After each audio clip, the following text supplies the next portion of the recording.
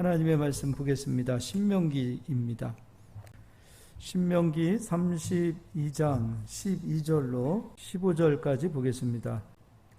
우리 다 같이 합독하여 읽겠습니다. 여호와께서 홀로 그를 인도하셨고 그와 함께한 다른 신이 없었도다. 여호와께서 그가 땅의 높은 곳을 타고 다니게 하시며 밭에 소산을 먹게 하시며 반석에서 꿀을 굳은 반석에서 기름을 빨게 하시며 소의 엉긴 젖과 양의 젖과 어린 양의 기름과 바산에서 난 수량과 염소와 지극히 아름다운 밀을 먹이시며 또 포도즙에 붉은 술을 마시게 하셨도다. 그런데 여수른이 기름짐에 발로 찼도다. 내가 살찌고 비대하고 윤택함에 자기를 지으신 하나님을 버리고 자기를 구원하신 반석을 업신여겼도다. 아멘. 오늘 말씀의 제목은 사랑받는 자 여수룬이라는 제목으로 말씀을 전하고자 합니다. 우리가 12절부터 다시 한번 제가 읽어드리도록 하겠습니다. 여호와께서 홀로 그를 인도하셨고 그와 함께한 다른 신이 없었도다. 여호와께서 그가 땅의 높은 곳을 타고 다니게 하시며 밭에 소산을 먹게 하시며 반석에서 꿀을 굳은 반석에서 기름을 빨게 하시며 소의 엉긴 젖과 양의 젖과 어린 양의 기름과 바산에서 난 수량과 염소와 지극히 아름다운 밀을 먹이시며 또 포도즙에 붉은 술을 마시게 하셨도다. 그런데가 들어갑니다. 하나님께서 이스라엘 백성을 지난 시간에 독수리가 자기 새끼를 보호하고 인도하시는 것처럼 그렇게 가나안 땅에 인도해 놓으셨어요. 근데 가나안 땅에 들어와서 그 엄청난 축복을 받고 그 축복을 누리고 사는 이스라엘 백성들이 결국 시간이 지나면서 축복 때문에 하나님을 떠납니다. 그게 참 신기해요. 축복은 분명히 축복인데 축복 때문에 하나님을 떠난다라고 말한다면 그 축복을 축복이라고 말할 수 있을까? 차라리 그것은 축복보다는 저주가 낫지 않을까 그런 생각을 해봅니다. 물론 하나님은 우리에게 축복을 주신다고 약속을 하셨습니다. 그리고 축복은 축복입니다. 그런데 축복이 온 이후에도 하나님을 떠나지 않아야 그것이 끝까지 축복이 되어지는데 결국 하나님을 축복 때문에 떠난다면 우리는 그 축복이 저주보다 못한 오히려 차라리 받지 말아야 될 것이 아닌가 그런 고민도 좀 해보게 됩니다. 15절은요. 그런데 여수른이 기름짐에 오늘 여수른이라는 뜻이 있습니다. 여수른은 사랑받은 자가 되어집니다. 너희들은 사랑받은 자다. 여수른이다. 우리는 하나님의 사랑을 다 받은 사람들이거든요. 그런데 여수른이 사랑받은 자들이 기름짐에 발로 찼도다. 내가 살찌고 비대하고 윤택함에 자기를 지으신 하나님을 버리고 자기를 구원하신 반석을 업신여겼도다. 이스라엘을 여수르나 이렇게 부르셨어요. 너희들은 사랑받은 자다 이렇게 부르셨어요. 근데 그 사랑을 받은 이스라엘 백성들이 그 축복 때문에 하나님을 떠났습니다. 떠난 것만 해도 좋을 텐데 버려버렸습니다. 그 하나님을 그렇게 쉽게 버릴 수 있을까? 사실 축복을 받고 우리가 평안해지고 그리고 많은 물질적인 풍요가 있게 되어지면 가장 먼저 불편한 대상은 하나님이랍니다. 하나님이 불편하대요. 왜냐하면 나에게 축복을 주시고 나와 함께 하신 하나님이 어느 순간 가만히 보니까 나의 자유를 다 빼앗아가는 하나님. 오늘도 집에서 편안하게 쉴 수 있는 자유가 있잖아요. 근데 시간도 하나님 앞에 빼앗기는 것 같고 물질도 빼앗기는 것 같고 여러분 한국교회의 가장 위험한 것이 무엇이냐면 한참 우리 젊은 세대들을 향하여 지금 젊은 세대들 한 40대 30대 그때 청소년 사역이 그때 굉장히 뜨거웠습니다. 근데 한결같이 메시지가 같았어요. 꿈은 반드시 이루어진다. 여러분 꿈을 포기하지 마십시오. 하나님께서 당신들의 꿈을 다 반드시 이루어 줄 것입니다. 그렇지 않습니다. 우리가 꿈을 포기해야 하나님 일하십니다. 내 목표와 내 뜻을 포기해야 하나님 일하시는데 저는요 목회의 길을 걸어가면서 제가 하고 싶었던 일, 제가 꿈꿔왔던 일 제가 가지고 소망했던 일 다 포기하고 왔습니다. 버리니까 하나님 쓰시더라고요. 꿈을 포기하고 버려라. 비전을 포기하고 버려라. 너희들이 꿈꾸고 있고 너희들이 갖고자 하고 너희들이 소망하는 모든 뜻을 하나님으로 인하여 하나님 때문에 다 포기하고 버려라. 이 메시지가 가야 되는데 그렇지 않았어요.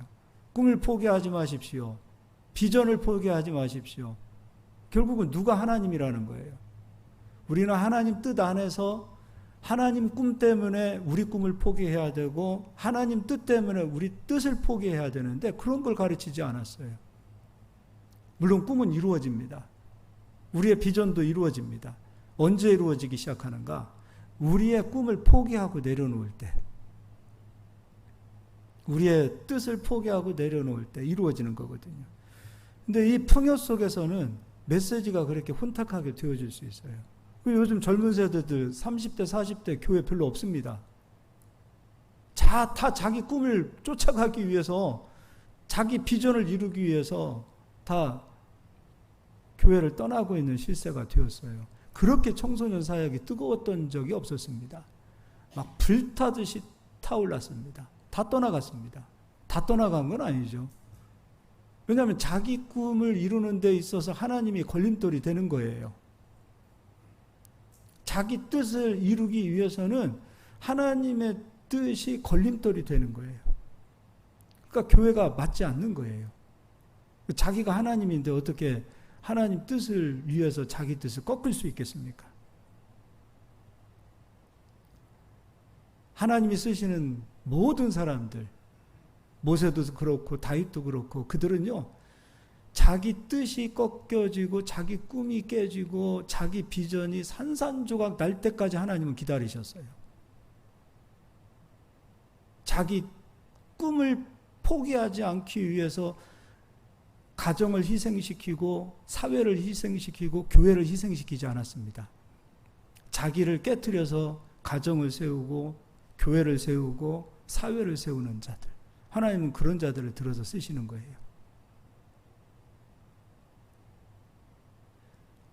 아빠가 꿈이 있다고 생각해 봅시다.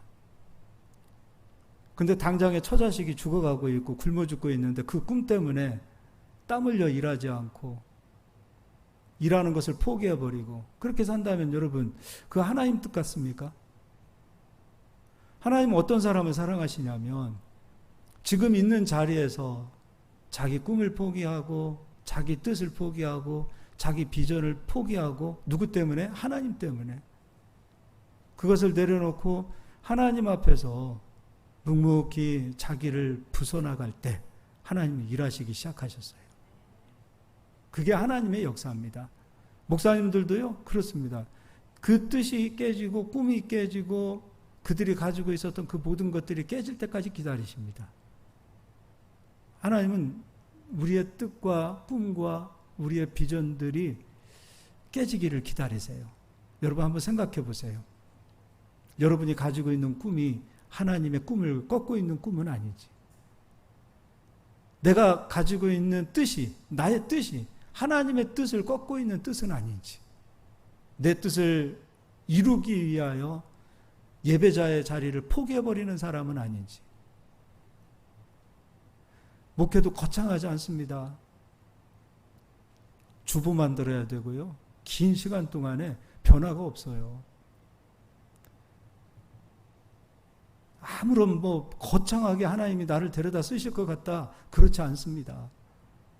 있는 이 자리에서, 아무도 알아주지 않는 이 자리에서 그냥 지키는 거예요. 남이 알아주든 알아주지 않든 이 자리를 지키는 것, 그게 목회더라고요. 주보 만들어야 되고 거미줄 있으면 거미줄 떼야 되고 별거 아니에요. 그런데 그 한 시간 한 시간 하루하루가 모여서 결국은 하나님께서 일을 이루어 나가시고 그렇게 쓰시는 거예요. 내가 유명해지고 스타가 되고 내 이름이 날리고 그런 거 아닙니다. 지금 주어진 자리에서 그냥 묵묵히 인내하고 나 죽었습니다 하고 사는 것. 결국 그렇게 되어질 때 하나님은 비로소 일하시고 역사하세요. 그게 하나님의 뜻입니다. 오늘 여수론을 잘 생각하기를 소망합니다. 이게 굉장히 여수론을 말하기 위해서는 지금 스토리가 굉장히 좀 길어요. 그래서 제가 매주 좀 단락으로 잘라서 가도록 하겠습니다.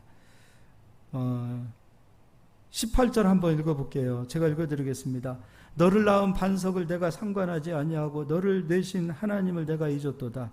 그러므로 여호와께서 보시고 미워하셨으니 그 자녀가 그를 경노하게 한 까닭이라. 하나님께서요 19절에 보니까 미워하셨대요. 여수르는 사랑받은 자가 되는데요, 그 사랑받은 자를 미워하시겠대요. 그래서 여러분, 하나님은 우리를 다 사랑하시지만 다 사랑하지 않습니다. 그냥 누구나 다 사랑하신다면 그분은 하나님이 아니십니다. 하나님은 사랑받을 자를 사랑하시고 미워하는 자를 미워하셔야 하나님이십니다. 자, 여러분은 사랑받는 자가 되시기를 바랍니다. 여수run이 되시기를 예수의 이름으로 축복합니다. 그리고 나 한 사람만 여수run이 되면 안 됩니다. 내 자녀들도 여수run이 되어야 합니다. 예. 자, 말라기서를 가서 보겠습니다. 1장 2절 읽어드리겠습니다. 제가 읽어드릴게요. 여호와께서 이르시되 내가 너희를 사랑하였노라 하나, 내가 너희를 사랑하였노라 하나, 너희는 이르기를 주께서 어떻게 우리를 사랑하셨나이까 하는도다. 나 여호와가 말하노라. 에서는 야곱의 형이 아니냐. 그러나 내가 야곱을 사랑하였고. 지금 쌍둥이 에서와 야곱을 얘기합니다. 근데 하나님께서는 난 야곱을 사랑했다. 그리고 3절, 에서는 미워하였으며, 에서는 미워한답니다. 미워하셨습니다. 야곱은 사랑했고 에서는 미워했습니다. 그러면 야곱이 선택한 믿음의 길, 에서가 선택한 길, 나누어지기 시작하는데, 에서가 걸어갔던 길을 따르는 사람들을 하나님은 미워하시고, 야곱이 선택한 길을 하나님은 그 길을 따르는 자를 사랑하십니다. 그러니까 신앙생활은, 성경은 우리에게 본보기가 돼야 됩니다. 거울이에요. 그래서 항상 비교되어지는 대상들이 있습니다. 다윗도 있고 사울도 있고요. 선지자들도 마찬가지입니다. 거짓 선지자가 있고 그리고 진짜 선지자가 있고. 오늘 야곱이 있다면 에서가 있습니다. 그럼 에서는 하나님께서 이런 사람이었기 때문에 미워하셨구나. 그럼 우리는 야곱이 하나님의 사랑을 받았기에 야곱과 같은 믿음을 선택한다면 하나님은 우리를 사랑하시겠구나. 그래서 야곱을, 여러분, 하나님이 사랑하셨기에 나도 야곱이 되고 싶습니다. 여수run이 되고 싶습니다. 야곱은 여수run이지요. 그리고 3절 다시 한번 읽어드릴게요. 에서는 미워하였으며 그의 산업들을 황폐하게 하였고 그의 산업을 광야의 이리들에게 넘기셨느니라. 에돔은 말하기를 우리가 무너뜨림을 당하였으나 황폐된 곳을 다시 쌓으리라 하거니와 나 만군의 여호와는 이르노라. 그들은 쌓을지라도 나는 헐리라. 사람들이 그들을 일컬어 악한 지역이라 할 것이요 여호와의 영원한 진노를 받은 백성이라 할 것이며. 하나님께서는 하나님이 미워하시는 사람이 계속해서 무엇인가를 만들고 쌓고 꿈을 꾸고 비전을 이룬다 하더라도 하나님은 다 헐어버리시겠다는 거예요. 근데 야곱이 꿈을 꾸고 야곱이 비전을 갖고 야곱이 세우면 다 하나님은 세워주시겠다는 거예요. 그래서 여수run이 돼야 돼요.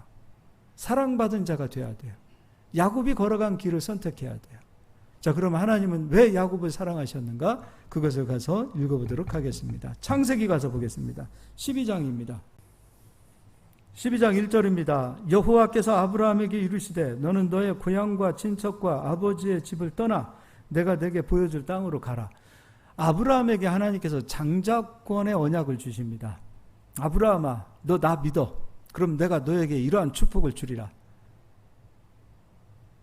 우리도 예수님을 모르다가 예수님을 믿고 하나님의 자녀가 되어질 때 오늘 창세기 12장 1절에서부터 4절까지의 모든 이 축복은 우리 모두에게 다 오게 되어 있습니다. 반드시 옵니다. 이것이 장자권이라고도 할 수 있고 하나님께서 아브라함에게 약속하신 복이라고도 할 수 있습니다. 그 복들은 어떤 복인가? 2절, 내가 너로 큰 민족을 이루고 내게 복을 주어 내 이름을 창대하게 하리라. 큰 민족을 이루고 너의 이름을 창대하게 하리라. 그리고 너는 복이 될지라. 얼마나 좋습니까? 너는 복이 될지라. 너는 복이 되라. 나를 통해서 복이 흘러가는 거예요. 나로 인해서 나의 가정이, 나로 인해서 나의 교회가, 나로 인해서 내가 섬기는 사업처가 복이 되는 이 축복을 하나님께서 아브라함에게만 주신 것이 아니라 하나님의 자녀가 되는 모든 백성에게 다 주시겠다고 약속하셨어요. 나로 인해 내 후손도 복을 받는데요. 얼마나 짜릿합니까? 근데 3절입니다. 너를 축복하는 자에게는 내가 복을 내리고 너를 저주하는 자에게는 내가 저주하리니 땅의 모든 족속이 너로 말미암아 복을 얻을 것이라 하신지라. 땅의 모든 족속이 너로 인하여 복을 받으리라. 그리고 너를 축복하는 사람 내가 축복하고 너를 저주하는 사람 내가 저주하리라. 이거 얼마나 진짜 여러분 신납니까? 하나님께서 나를 축복하는 사람은 축복해 주시고 나를 저주하는 사람은 저주해 주시고 짜릿하지 않습니까? 근데 이걸 장자권이라고 합니다. 그래서 아브라함의 후손들에게는 이 장자권이 흘러가게 되어 있습니다.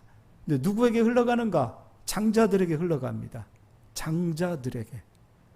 그런데 에서와 야곱 둘이 쌍둥이인데 에서가 장자입니다. 야곱은 장자가 아니었어요. 그래서 이 장자권은 에서에게 흘러가게 돼 있어요. 그러니까 에서는 너무도 좋은 환경으로 복받은 사람입니다.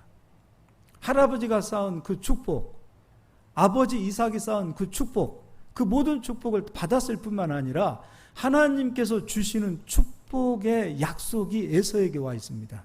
반면에 야곱은 환경 자체가 축복받은 환경이 아닙니다.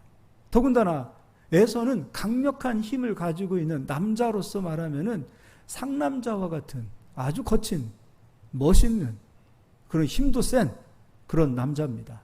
근데 야곱은 유약하고 힘도 없고 요즘 말로 하면 우리가 남자들이 제일 듣기 싫어하는 가시나 같고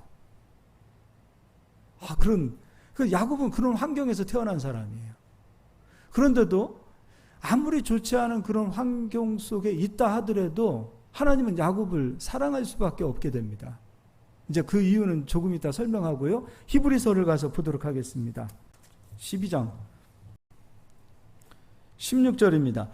제가 읽어드릴게요. 음행하는 자와 혹 한 그릇 음식을 위하여 장자의 명분을 판 에서와 같이 망령된 자가 없도록 살피라. 장자의 명분을 팥죽 한 그릇 때문에 팔아버립니다. 그러니까 육적인 축복은 그냥 에서의 거예요. 그런데 하나님으로부터 오는 장자권은 무시해버립니다. 그러니까 눈에 보이는 축복을 잡고 따라가는 데는 익숙한 사람이었지만 언약으로 말씀으로 주어진 하나님께서 내가 이렇게 축복하시겠다라는 그 말씀은 무시해버립니다. 장자권은요 그냥 어떤 물건이 아니에요. 하나님의 말씀이에요. 차라리 그냥 금덩어리라든지 보석이라든지 이런 거면 좋겠는데 그냥 하나님의 말씀으로만 그대로 있는 거예요. 에서는 모든 축복을 가진 사람이에요. 하나님의 말씀으로 있는 그 언약은 글로 되어져 있고 기껏 해봐야 이 글로 되어져 있는 이거 그렇지 않습니까? 휴지 조각으로 생각할 수 있는 사람도 있을 거예요. 이걸 무시해버립니다. 그래서 장자권을 팥죽 한 그릇에 동생 야곱에게 팔아버립니다. 17절 너희가 하는 바와 같이 그가 그 후에 축복을 이어받으려고 눈물을 흘리며 구하되 버림바가 되어 회개할 기회를 얻지 못하였느니라. 에서가 이런 사람이었어요. 그러니까 하나님의 약속, 말씀으로 있는 그 장자권을 무시해버린 거죠. 자, 그럼 이제 아브라함은 진짜 말로만 있었던 창세기 12장 1절에서 4절까지의 그 축복의 말씀이 말로만 존재하고 있던 그 말씀이 아브라함에게 어떻게 나타나는가 한번 보도록 하겠습니다. 다시 창세기로 가겠습니다. 14장입니다. 1절, 2절 읽어드리겠습니다. 당시의 신할 왕 아브라멜과 엘라살 왕 아리옥과 엘람왕 그둘라우멜과 고임왕 디달이 소돔 왕 베라와 고모라 왕 비르사와 아드마 왕 시납과 스보임 왕 세멜라와 벨라 곧 소알 왕과 싸우니라. 지금 1절에 있는 신할에 속한 이 네 나라는 크고 강력한 나라입니다. 지금의 바벨론에 있는 아주 큰 나라들이에요. 그 네 나라가 지금 가나안 땅에 있는 소돔, 고모라, 아드마, 스보임, 소알, 이거는 나라라고 할 수도 없어요. 한 동네에 불과합니다. 거기 5 나라와 지금 전쟁을 벌입니다. 전쟁이 아니죠. 그냥 이 나라를 침공해서 그 안에 있는 모든 노략물을 다 뺏어서 가고 있습니다. 그런데 문제는 그 노략물 가운데 이 시대는 포로가 돈이었어요. 포로는 돈으로 사고 팔던 시대입니다. 자기 조카 롯이 포로가 되어 끌려가고 있는 거예요. 강력한 나라들입니다. 그것도 네 나라, 군사가 있는 나라들입니다. 근데 아브라함이 집에서 자기와 함께 하고 있는 그 군사라고 하기도 그렇습니다. 자기에게 속한 녹을 먹고 있는 사람들 318명을 데리고 가서 조카 롯을 빼앗아 옵니다. 그 네 나라를 격파하고 빼앗아 옵니다. 그렇다면 사람의 힘으로 이 전쟁을 이길 수 있을까요? 318명으로 내 나라를 이길 수 있었던 것은 하나님이 싸우신 거예요. 그 아브라함은 318명으로 자기 조카를 데리고 오려는 그 목적과 그 뜻을 가지고 올라갔을 뿐이고, 하나님께서는 아브라함을 위해서 그 네 나라를 무찔러 줬어요. 그럼 창세기 12장의 장자권의 그 말씀은 아브라함에게 이루어진 거지요. 이것뿐만이 아닙니다. 아브라함의 모든 인생 가운데에서 고난과 위기와 그리고 환란이 있었을 때에도 하나님께서는 그 장자권의 약속을 아브라함에게 그대로 이루어 주셨어요. 장자권이 있다고 해서 평안한 길을 가는 게 아니에요. 아브라함의 길은 평안하지 않았습니다. 고난도 있고 환란도 있었습니다.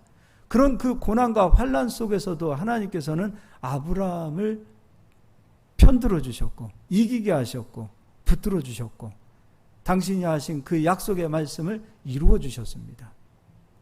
얼마나 아름답습니까? 이게 장자권입니다. 아브라함의 아들 이삭이 있습니다. 이삭에게도 장자권이 왔는지 한번 보도록 하겠습니다. 창세기 26장을 보겠습니다. 1절 2절 읽어드리겠습니다. 아브라함 때 첫 흉년이 들었더니 그 땅에 또 흉년이 들매 이삭이 그랄로 가서 블레셋 왕 아비멜렉에게 이르렀더니 여호와께서 이삭에게 나타나 이르시되 애굽으로 내려가지 말고 내가 내게 지시하는 땅에 거주하라. 지금 이삭은 자기가 기거하고 있는 이 땅이 기근이라 이거예요. 그래서 애굽으로 내려가고자 생각을 그리고 마음을 먹고 있는 상황이었습니다. 근데 하나님께서 이삭에게 나타나셨습니다. 이삭아, 내려가지 마. 내가 너와 함께 하는 것이 복이지 네가 어디에 가고 무엇을 하는 네 생각과 네 판단으로 가는 것으로 인하여 복을 받는 게 아니야. 아무리 기근의 땅이라 할지라도 내가 너와 함께 하면 너는 복을 받을 것이다. 근데 이삭이 하나님을 신뢰하지 못했고 말씀으로 주시는 하나님의 약속을 믿지 않았다면 끝까지 자기 생각을 가지고 애굽으로 내려갔을 겁니다. 그런데 이삭이 말씀으로 주어진 하나님의 말씀을 믿었습니다. 말씀으로 주어진 걸 믿은 거예요. 장자권을 믿은 거예요. 장자권을. 그 믿음을 가졌을 때 하나님께서 이삭에게 어떻게 역사하시는가? 12절 읽어드리겠습니다. 이삭이 그 땅에서 농사하여 그 해에 100배나 얻었고 여호와께서 복을 주심으로 기근의 때에 이삭은 하나님의 약속을 믿고 그 자리에 머물렀고 씨를 뿌렸어요. 그리고 하나님께서는 100배의 열매를 주셨어요. 100배. 이게 장자권인데요. 말씀으로만 있었던 그 말씀이 실상으로 존재로 이루어졌어요. 그래서 히브리서 11장은 믿음을 이야기합니다. 1절 말씀은 믿음은 바라는 것들의 실상이요 보이지 않는 것들의 증거라 그랬어요. 무엇을 믿는 것인가? 장자권이죠. 말씀으로 있는 그 약속을 믿었을 뿐인데 그 말씀이 존재로 실상으로 100배로 나타나더라 이거죠. 근데 믿음이 없는 사람들은 말씀을 따르기보다는 눈에 보이는 현상을 따라가는 겁니다. 눈에 보이는 것을 따라가는 것이에요. 육적인 것을 따라가고 세상적인 것을 따라갑니다. 육적인 것을 사랑하고 세상을 사랑하게 되어 있습니다. 그러나 믿음의 사람들은 영원한 것을 사랑하고 하나님의 말씀을 사랑하고 하나님의 말씀이 반드시 이루어질 것이라는 믿음을 가지고 하나님을 따라갑니다. 하나님 누굴 사랑하시겠어요? 믿음이 있는 사람을 사랑하시는 거죠. 할렐루야. 이 기근의 때에 기근의 때입니다. 이 기근의 때에 물이 귀하지요. 이삭이 우물을 파기 시작합니다. 다른 사람은 기근이 아닌 때에도 우물을 파도 나올 수 있는 그런 상황이 아니에요. 이스라엘은 물이 너무도 귀해요. 그때 이삭은요, 파는 것마다 나와요. 이게 장자권이에요. 다른 사람들은 파는 것마다 안 나와요. 100번을 파면 하나가 될까 말까 하는데 이삭은 파는 것마다 나와요. 이삭의 믿음은 그거예요. 내가 파는 우물은 물이 솟아나온다. 자기가 우물을 파는 그 자리 경험한 겁니다. 이삭아, 내가 너와 함께하고 있는 것이 복이야. 이거를 경험하고 체험했어요. 그렇다면 이삭의 이제 생각은 믿음의 생각으로 바뀌었습니다. 아, 물이 있는 곳에 가서 우물을 파야 물이 나오는 것이 아니라 어디에서든지 내가 우물을 판다면 하나님께서는 물꼬를 밑에서 움직이시라도 물이 나오게 하신다. 이게 이삭의 사고였어요. 아, 물이 있는 곳으로 가서 우물을 파야 물이 나오지가 아니라 내가 파는 것마다 물이 쏟아오리라. 이게 하나님의 약속 아닙니까? 이게 장자권 아닙니까? 그래서 실제로 이삭은 우물을 계속 팝니다. 그런데 물은 생명과도 같으니까 그 땅을 소유하고 있었던 우물을 파기 시작합니다. 사람들은 그 우물을 빼앗아 갑니다. 근데 바보같이 우물을 그냥 빼앗겨요. 바보같지요. 근데 이삭은 내가 어디에서든지 우물이 나에게는 터지리라. 하나님께서는 내가 파는 모든 우물을 터지게 하시리라. 이 믿음이 있었어요. 그리고 또 팝니다. 신기하게 또 나옵니다. 또 빼앗깁니다. 신기하게 또 다른 데 가서 또 우물을 또 팝니다. 또 나옵니다. 그것을 보는 주변에 있는 많은 사람들이 이삭을 무서워하기 시작합니다. 저 사람 건들면 안 되겠다라는 생각을 갖습니다. 우리가 함부로 할 수 있는 사람이 아니구나. 그리고 하나님께서 말씀하셨습니다. 너를 축복하는 자에게 내가 축복하고 너를 저주하는 자에게 저주하리라. 실제로 이삭에게 아브라함에게 이런 일들이 나타나기 시작합니다. 본인들은 힘이 없고 연약하고 나그네 같은 길을 걸어가는데 힘없는 자라고 하여 이삭을 무시하고 아브라함을 무시했을 때 무시하고 핍박하는 모든 자들을 하나님께서 저주로 역사하십니다. 이게 이스라엘의 아브라함의 길이었고 이삭의 길이었어요. 이후에 이삭이 더 이상 다른 사람들이 우물을 빼앗아가지 않고 다투는 일이 그쳤을 때 그곳의 우물 이름을 르호봇으로 바꾸기 시작합니다. 하나님께서 우리의 지경을 넓혀주셨다. 장자권은 이런 역사가 있습니다. 르호봇으로 하나님이 축복하십니다. 결국에 그 말씀도 읽어드리겠습니다. 26절 읽어드리겠습니다. 아비멜렉이 그 친구 아우삭과 군대장관 비굴과 함께 더불어 그랄에서부터 이삭에게 올라온지라. 이삭이 그들에게 이르되 너희가 나를 미워하여 나에게 너희를 떠나게 하였거늘 어찌하여 내게 왔느냐. 그들이 이르되 여호와께서 너와 함께 계심을 우리가 분명히 보았으므로 우리 사이 곧 우리와 너희 사이에 맹세하여 너와 계약을 맺으리라 말하였노라. 너는 우리를 해하지 말라. 지금 군대를 가진 왕이 이삭에게 와서 너 우리를 해하지 말라. 얼마나 무서웠겠어요. 장자권을 가지고 믿음을 가지고 가는 사람은 육신의 눈으로 보았을 때 연약하고 초라한 사람이라 할지라도 그가 믿음의 길을 걸어가게 되어진다면 하나님이 함께 하시는 사람이기에 결국은 세상 사람들이 보았을 때 두려워하게 되어 있습니다. 저는 안 믿는 세상 사람들이 우리 성도님들을 두려워하시기를 예수의 이름으로 축원합니다. 그러기 위해서는 장자권을 붙들고 가십시오. 하나님은 당신의 백성들이 무시당하는 거 되게 싫어하십니다. 당신의 백성들이 어디 가서 주워 터지는 거 너무도 싫어하십니다. 당신의 백성들이 머리가 되고 꼬리가 되기를 꼬리가 되지 않기를 원하십니다. 그게 하나님이세요. 29절 한 번 더 읽어드리겠습니다. 너는 우리를 해하지 말라. 이는 우리가 너를 범하지 아니하고 선한 일만 되게 행하여 내가 평안히 가게 하였음이니라. 이제 너는 여호와께 복을 받은 자니라. 장자권을 받은 사람들이 되셔서 안 믿는 주변에 있는 사람들이 너는 여호와께 복을 받은 사람이구나 라고 안 믿는 사람들도 인정해 주는 사람들이 되시기를 바랍니다. 할렐루야. 이제 야곱을 보겠습니다. 25장입니다. 27절 읽어드리겠습니다. 그 아이들이 장성함에 에서는 익숙한 사냥꾼이었으므로 들사람이 되고 야곱은 조용한 사람이었으므로 장막에 거주하니. 성격과 상관이 없어요. 내가 좀 거친 사람이다, 내가 와일드한다, 내가 좀 온유하다, 부드럽다, 전혀 상관없습니다. 거친 사람이라 할지라도, 힘이 있는 사람이라 할지라도, 강성이 있는 사람이라 할지라도 장자권을 포기하면 하나님 안 쓰시고요. 연약하고 유약하고 나약하고 부드러운 사람이라 할지라도 장자권을 붙들고 있는 사람은 하나님이 쓰시는 겁니다. 성격, 외모 아무 필요 없습니다. 내가 장자권을 붙들리라.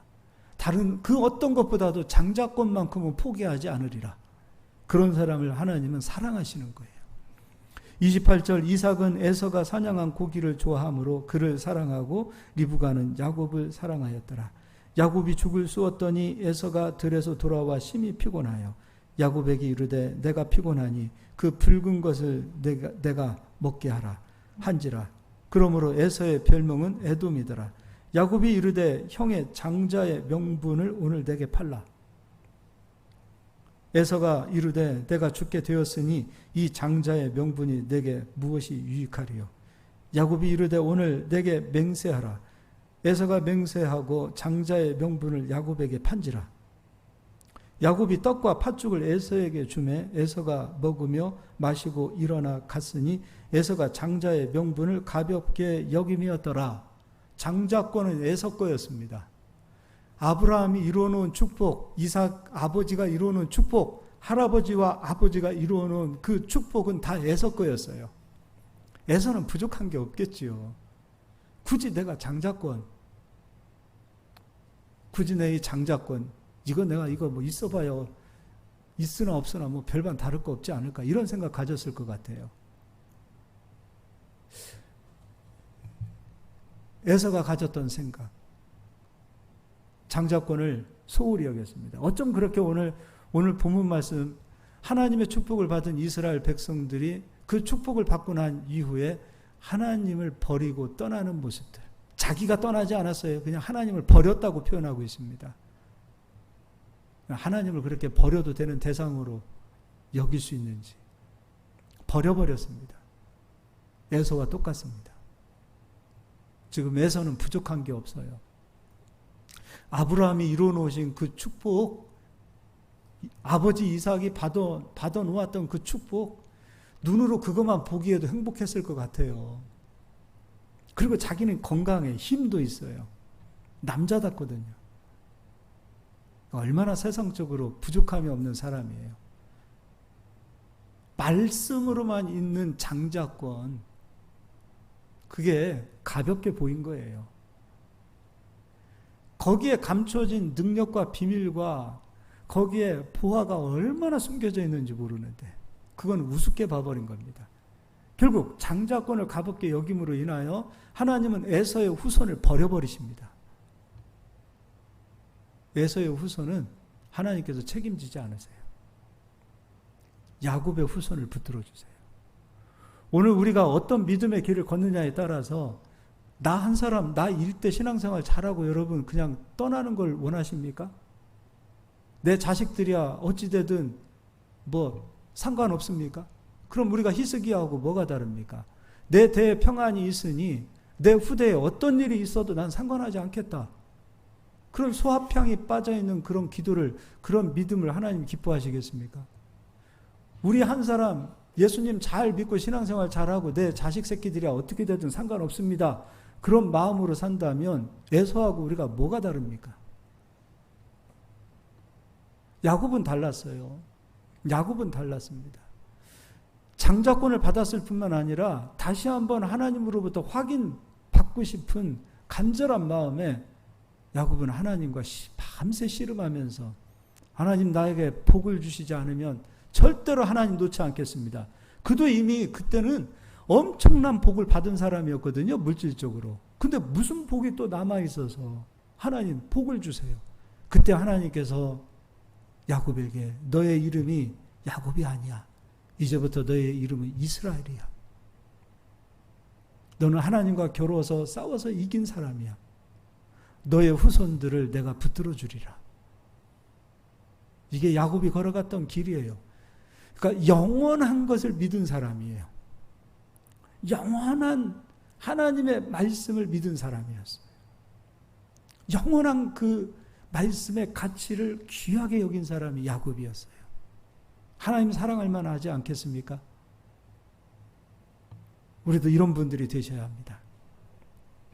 뒤로 넘겨서 27장입니다. 이 에서라는 사람이 참 재밌는 사람입니다. 분명히 장자권을 팔았어요. 근데 설마 했습니다.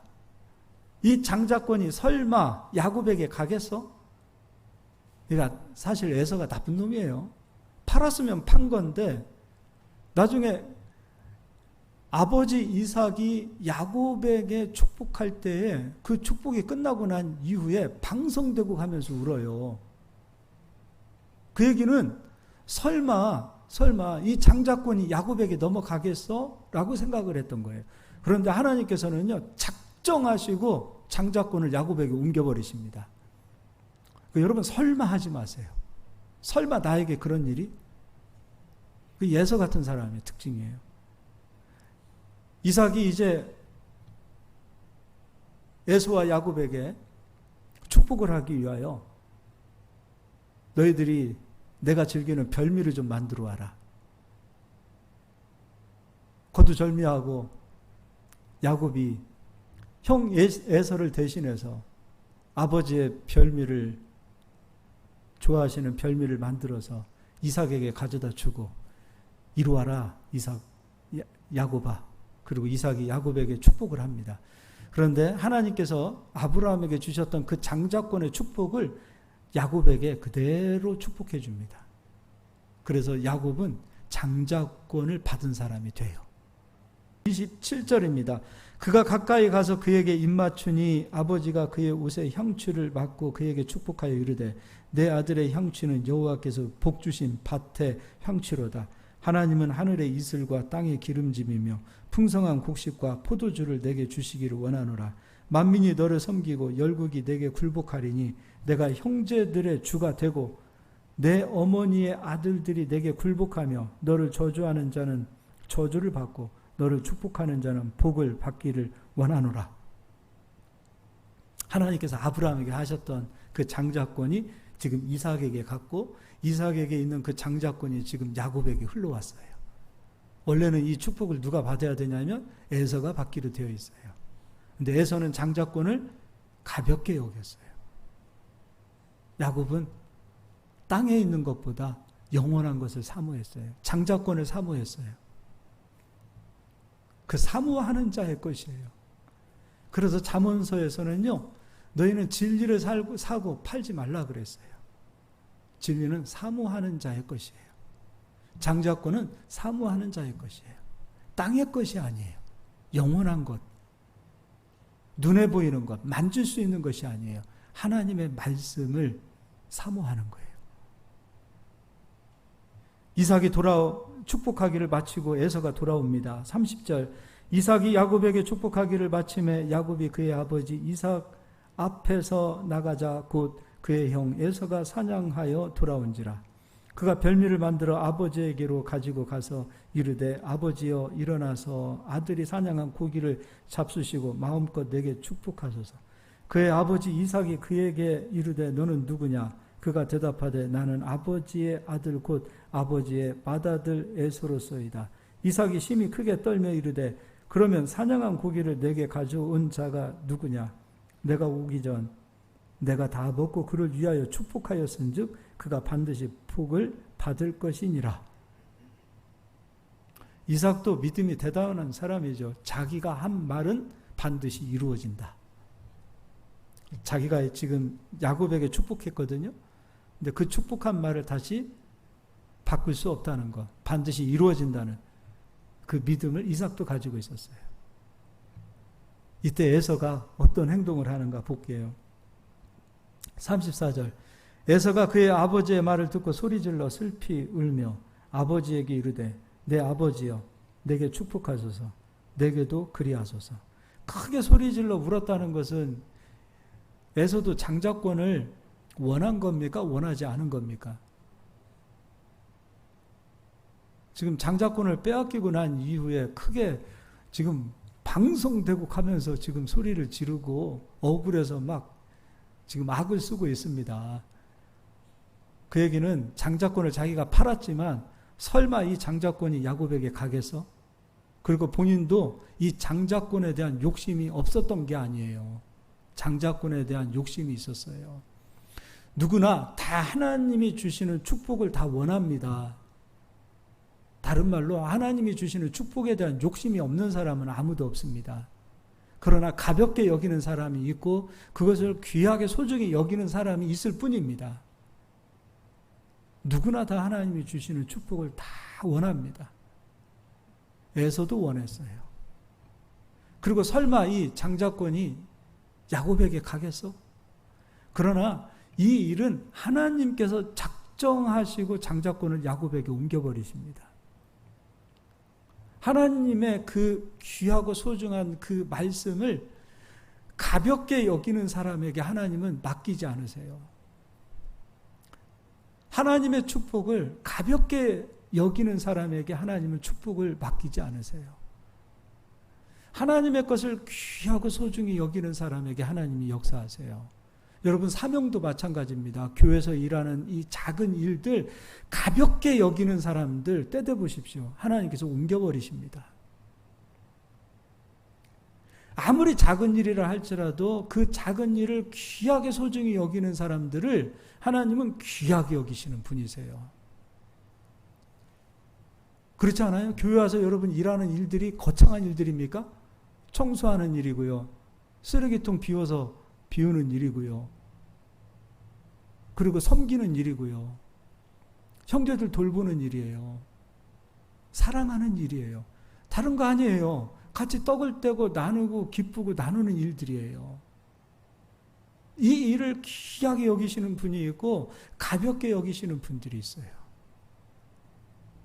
목사님도 마찬가지입니다. 설교하는 일을 귀하게 여기시는 분이 있고 가볍게 여기시는 분들도 있을 수 있다고 생각해요. 찬양단도 찬양을 귀하게 여기시는 분이 있고 가볍게 여기시는 분이 있어요. 반주자도 자기가 맡겨진 그 사명을 귀하게 여기시는 분이 있고 가볍게 여기시는 분이 있어요. 가볍게 여겨보십시오. 때 되면 옮기십니다. 작정하고 옮기십니다. 가볍게 여기는 자에게 하나님은 귀한 걸 맡기질 않으세요. 작은 것이라도 귀하게 여기는 자에게 하나님은 귀한 것을 더 맡기시는 분이세요. 이게 맞는 얘기 같습니까? 틀린 얘기 같습니까? 여러분 신앙생활 하면서 경험들을 하셨을 거 아니에요. 다 경험한 일들이에요. 하나님이 눈에 보이지 않는다고 지금도 역사하시지 않는다? 그렇지 않아요? 개개인 가운데 다 역사하시고 다 마음 살피시고 중심을 다 보고 계세요. 아, 저 사람에겐 내가 장자권을 맡겨도 될 만큼 저 사람은 귀하게 여기는구나. 저 사람은 장자권을 맡기면 안 되겠구나. 옮겨야 되겠구나. 옮기시는 역사예요. 그래서 이 이야기는 이제 계속 앞으로 해 나갈 텐데 우리들에게까지도 와요. 그리고 하나님께서 우리들에게 경고하십니다. 어떤 경고를 하시는가? 지금 이 에서 이야기, 야곱 이야기를 비유하시고요. 에브라임 이야기를 비유하시면서 이방인들아, 유대인도 장자권을 가볍게 여겨 내가 버려버렸거늘 하물며 너희일까 보냐. 우리는 그리스도의 은혜를 받은 자입니다. 그 은혜를 받고 그 은혜를 누린 사랑받은 여수른들입니다. 그런데 우리가 하나님의 은혜를 가볍게 여기면 하나님은 우리도 버리십니다. 이게 교회의 역사였어요. 지금까지 교회 모든 역사는 하나님의 은혜를 귀하게 여기고 찾고 그 은혜를 소중히 여겼던 민족과 그리고 가문과 그 개인들을 하나님은 귀하게 여기시고 쓰셨지만 어느 나라, 어느 세대, 어느 민족이든지 하나님의 은혜를 멸시하고 가볍게 여긴 자들에게서는 하나님은 언제나 촛대를 옮기셨어요. 우리도 자랑하지 맙시다. 그리고 우리도 교만해서는 안 돼요. 우리 민족이 짧은 시일 내에 교회가 부흥하고 성장하고 하나님이 엄청난 축복을 주었기 때문에 우리가 어느 정도 자만할 수도 있겠지만 자만할 수 있는 상황이 아니에요. 우리도 하나님이 미워하시는 에서와 같은 사람들이 될 수도 있어요.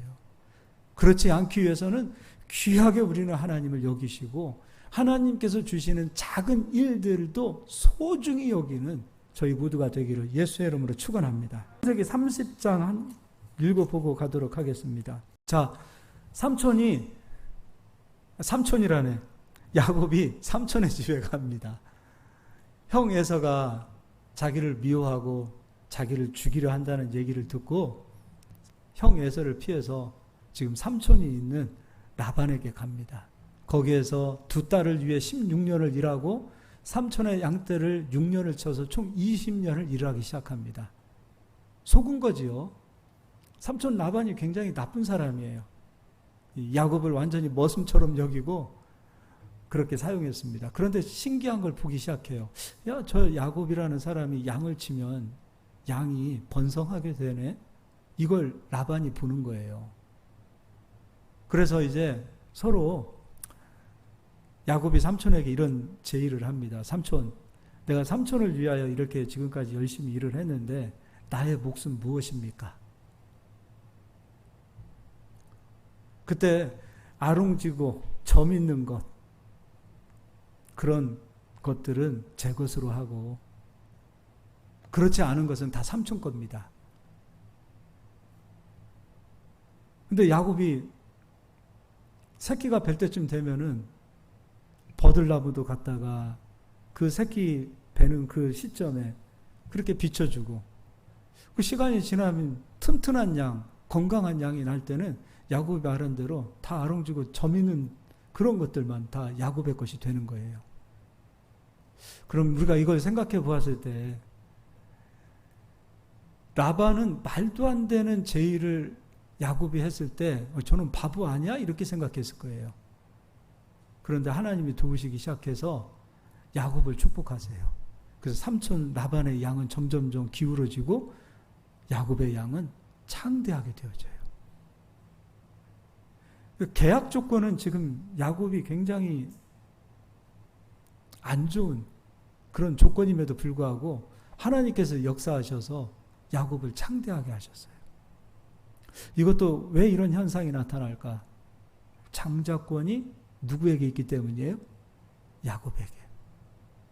야곱을 속이려고 하고 야곱을 축복하지 않았던 라반은 거의 후반에 가서 가지고 있는 모든 소유가 오히려 야곱에게로 옮겨옵니다.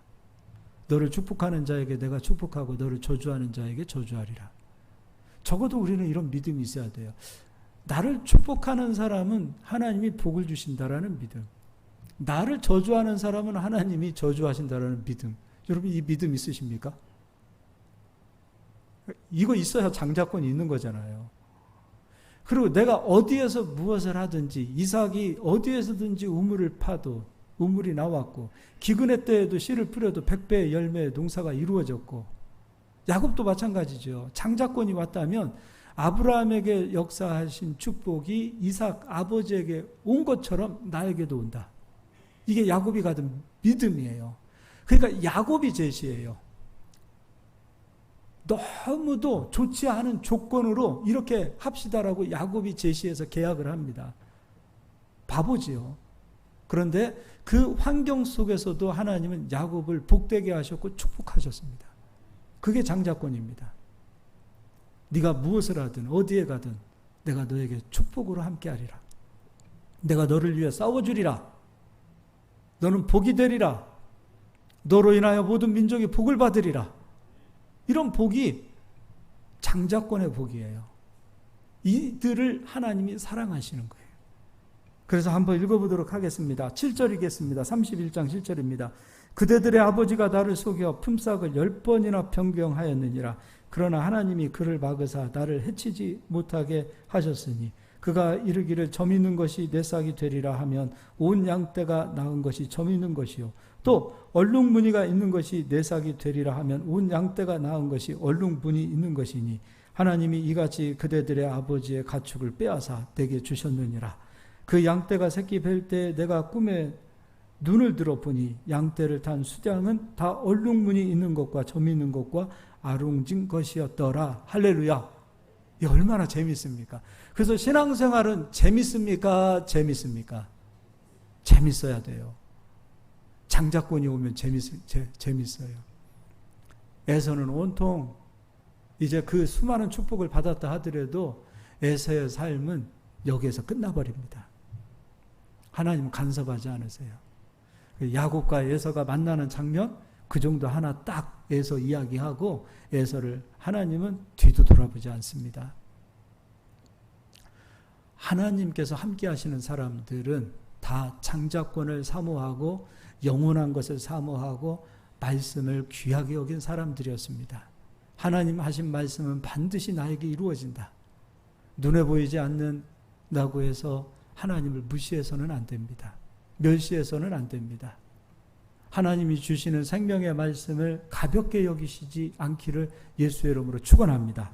이제 마지막으로 갈라디아서 3장 6절을 가서 보겠습니다. 3장 6절 읽어드리겠습니다. 아브라함이 하나님을 믿음에 그것을 그에게 의로 정하셨다 함과 같으니라. 그런즉 믿음으로 말미암은 자들은 아브라함의 자손인 줄 알지어다. 믿음이 있는 자입니다. 야곱과 같은 이삭과 같은 장자권을 사모하는 자들의 것입니다. 여기에서 믿음은 다 같은 믿음이 아닙니다. 야곱과 같은 믿음입니다. 이 믿음이 있는 자들은 아브라함과 함께 복을 받습니다. 또 8절입니다. 또 하나님이 이방을 믿음으로 말미암아 의로 정하실 것을 성경이 미리 알고 먼저 아브라함에게 복음을 전하되 모든 이방인이 너로 말미암아 복을 받으리라 하였느니라. 그러므로 믿음으로 말미암은 자는 믿음이 있는 아브라함과 함께 복을 받느니라. 아브라함에게 있던 장자권 아브라함은 그대로 복으로 받았습니다. 그 장자권이 이삭에게 흘러갔을 때 그 이삭은 그 장자권의 복을 누리며 살았습니다. 그 복이 에서가 아닌 야곱에게 왔을 때 야곱은 일평생 하나님 주신 그 장자권의 복을 이어받습니다. 그리고 야곱의 12아들이 이스라엘이 되어서 하나님은 그들을 귀하게 쓰시고 이스라엘에 하나님의 성소를 두고 그들을 통하여 하나님은 예배를 받으십니다. 마찬가지입니다. 우리도 아브라함과 같은 복을 누리기 위하여 믿음이 있는 가문이 되시기를 예수의 이름으로 축원합니다. 믿음의 사람들이 되십시오. 소중한 사람들이 되십시오. 내가 가지고 있는 이 믿음, 이 축복이 나의 자녀들에게도 흘러갈 수 있기를 소망하고 기대하고 그리고 하나님께 구하십시오. 여러분만 예수 잘 믿고 가서 이 땅에 천국에 갔을 때, 이 다음에 천국에 갔을 때 여러분의 후손들이 천국에 오지 않을 때 나는 괴로울 것 같아요. 저는 괴로울 것 같아요.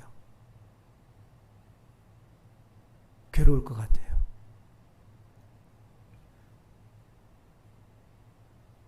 천국이 되기 위해서는 나도 와 있지만 내 후손들이 와 있어야 되지 않겠습니까? 에서가 되면 안 됩니다. 야곱이 되셔야 됩니다. 이 세상에서 조금 덜 출세한다 하더라도 먼저 믿음을 선택하게 하시고요. 이 세상에서 보이는 것을 쫓기보다는 먼저 하나님을 붙잡을 수 있는 나의 후손들이 될 수 있도록. 여러분, 아까 제가 얘기해 드렸죠? 꿈을 포기하면 안 됩니다. 비전이 이루어집니다. 여러분의 꿈은 반드시 이루어집니다. 그게 얼마나 위험한 말인 줄 아십니까? 각자 꿈 없는 사람이 어디 있습니까? 그 꿈 때문에 얼마나 하나님 버립니까? 자기가 가지고 있는 그 비전, 자기 뜻 때문에 하나님 얼마나 가볍게 여기고 떠납니까? 위험한 말들이에요.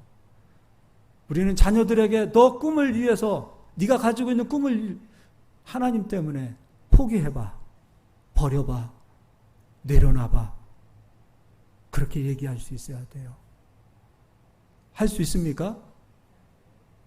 아멘이 적어져요. 네가 가지고 있는 그 뜻, 하나님 때문에 그 뜻을 한번 포기해봐. 산산조각 부서뜨려봐. 하나님이 너 책임 안 지겠니? 이렇게 말할 수 있어야 된다니까요. 자존감 세워주기 위해서 너 반드시 꿈 이루어줘. 걱정하지 마. 하나님께서 네 꿈 반드시 이루어 주실 거야. 그렇게 말하기보다 네 꿈을 포기해야 하나님이 너 쓰신다. 네 꿈을 포기하고 네 뜻을 꺾어봐. 그래야 하나님이 너를 사용하신다. 이렇게 말할 수 있는 그리스도인들이 돼야 된다는 거예요. 근데 우리는 옛날에 그렇지 않았어요. 설교가 다 똑같았어요. 청년 집회, 청소년 집회 다 가보십시오. 다 꿈 얘기하고 다 비전 얘기합니다. 여러분 꿈을 꾸십시오. 비전을 가지십시오. 근데 결과는 뭡니까? 자기 꿈을 쫓다가 하나님 버리고 자기 뜻을 찾다가 하나님 버리는 역사들이 얼마나 많이 나타나냐 이거예요. 먼저 내 꿈을 포기하고 세상적인 것을 포기하고 야곱처럼 하나님을 잡는 자가 되어질 때 하나님 역사하시는 거라니까요. 그렇게 해서 장자권을 잡아보십시오. 하나님 책임 안 지겠습니까? 하나님 외면하겠습니까? 다 믿음의 사람들은 자기 꿈을 포기하고 자기 뜻을 다 꺾고 부서뜨렸을 때 그때 하나님이 역사하셨어요. 그때부터 하나님 일하기 시작하셨어요. 그런 자들을 데려서 다 사용하셨어요. 아니면 하나님이 작정하고 내가 저 사람 써야 되겠다 싶으면은 광야 40년 모세 데려다가 꿈을 포기하고 비전을 포기하고 자기 뜻 다 깨트려 놓고 쓰시고요. 그리고 다윗처럼 광야로 내몰아서 자기가 가지고 있는 꿈, 비전 다 깨트려서 그냥 가루로 만들어 놓은 다음에 왕으로 기름 부어서 하나님이 쓰셨어요. 하나님이 쓰시는 방법이에요. 그래서 여러분 세상의 것과 하나님을 선택하는 그 기로에 있을 때 세상의 것을 포기하시는, 우리는 포기할 수 있다 하더라도 우리 자녀들에게는 그렇게 말 못하잖아요. 그런데 포기해봐. 포기해야 하나님이 역사하셔. 내려놔봐. 그래야 하나님이 일하셔. 그런 믿음의 길을 걸어야 하나님이 우리를 들어서 쓰시는 줄 믿습니다. 옆 사람 한번 인사합시다. 장자권을 포기하지 맙시다. 한 번 더 인사하겠습니다. 여수른이 됩시다.